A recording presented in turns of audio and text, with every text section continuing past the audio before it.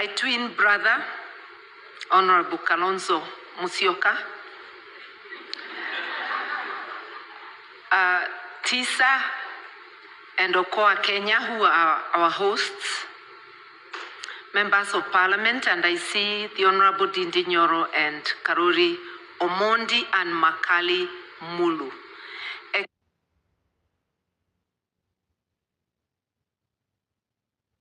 Excellencies, ladies and gentlemen, I'll write on the protocols already established.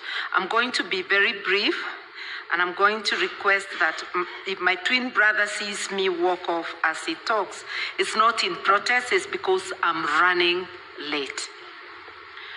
I want to first start by congratulating TISA and Okoa Kenya, Okoa Uchumi, not Okoa Kenya, because of their report and of the work over the years, helping us to get a grasp of what goes on, teaching us that talking about the economy is not rocket science. It's the things that are happening to you. Because even inside Parliament, and the members of Parliament know it, when it's the budget, most members will lose interest, go about their business, and believe that only economists can discuss the subject. This is just about how you manage your finances at home, but now they are being managed at a higher level to cover the country. It's the difference between micro and the macro level. So having said that, I've only 3 or 4 points following the presentation. The first one, what I got, each one of us has a role to play. Each one of us must use their agency as a citizen. And if you are standing in a space like Parliament, use also your agency as a member of Parliament. If you are standing in a position of authority, whether in Treasury or any other place, use your agency. If you are in civil society, use your agency as well, so that together we can push back. We are under threat. We are struggling to recover our economic sovereignty because we have been captured and the state no longer works for us, it works for a few. Allow me, members of Parliament, to agree with what Makali Mulu said, that there is much more you can do. And I'm wondering, and I was whispering to Karuri, what if those who believe in it, you may be less than 10. What if you caucus together so that you aggregate your voices in the House, so that in any debate it's not one single voice, it's 5, it's 6 or 10. You may not win the vote, but you will sensitize the entire country.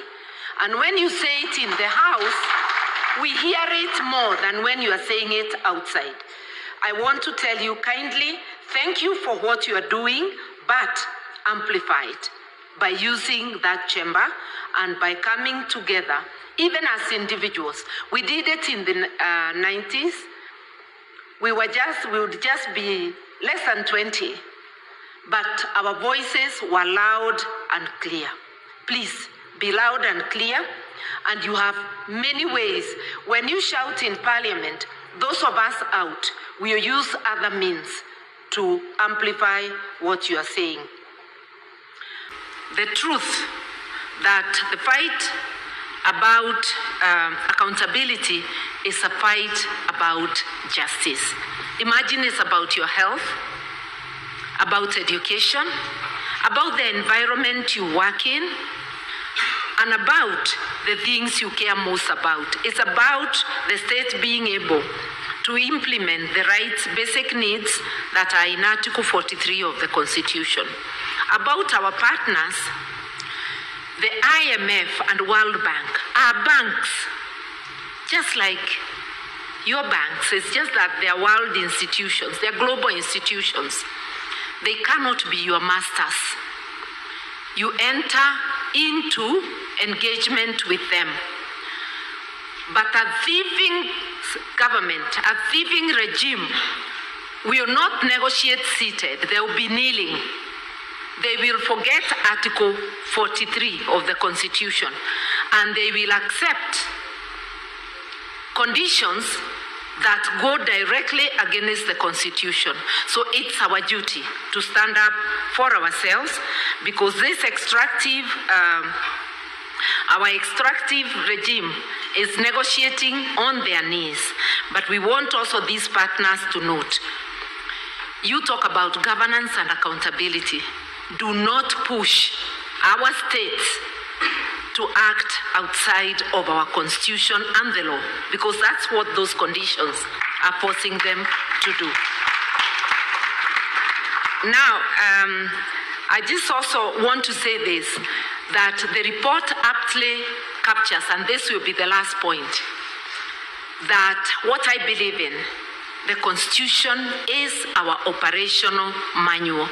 You want to operate a country or run a country called Kenya, the manual is the Constitution. Same way you get a manual for your new car, new machine. You want our values and principles of governance up there in Article 10, screaming. You want value-based leadership as dictated by the Constitution. You have Chapter 6. You want public finance. It is Chapter 12. It will tell you about prudent and efficient spending of our resources. It will tell you that the first charge on our resources is the critical needs of the people, not the opulence of the leadership. So what is happening today is happening because the state has abandoned the rule of law and constitutionalism. Together, we must defeat this. Having said I'm a standing president, I must say one last thing. This is now the very last. The other one was the last. No, I'm serious. It's the very last. That what we need is a just economy that works for everyone. Taxation that is not extractive, that people can bear. A first charge on our taxes must be the needs of the people. We need efficiency, we need accountability. Manage the money, the public resources, the same way on a good day you manage your resources, because even a thief does not waste what they have stolen. If you steal from a thief, there will be worse than the owner of the money. Nobody will go to buy something at double the price. But it's like we believe it is a crime to be efficient when it comes to public resources. We've got a job to do. I'm here, if you allow me to do it for you. Asanteni sana.